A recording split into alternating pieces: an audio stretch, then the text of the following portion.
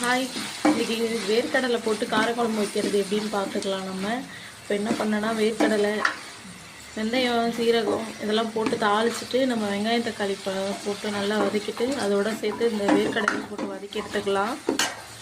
அடுத்தது கத்திரிக்காயையும் போட்டு ஒரு வதக்கி எடுத்துக்கலாம். பாருங்கள், இப்படி தான் வதக்கணும். வதக்கி எடுத்துக்கிட்டேன்.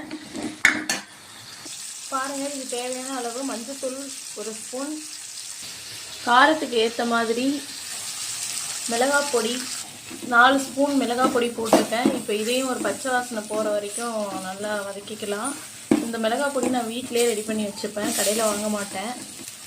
இந்த குழம்பு நீங்கள் எப்படி பண்ணாலும் டேஸ்ட்டாக தான் இருக்கும். ஏன்னா கடை மிளகாத்தூளும் நல்லா தான் இருக்குது, வீட்டு மிளகாத்தூளும் நல்லா தான் இருக்கும்.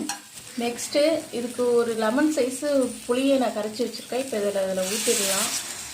வடிகட்டி வச்சுருக்கேன், இதை ஊற்றிடலாம்.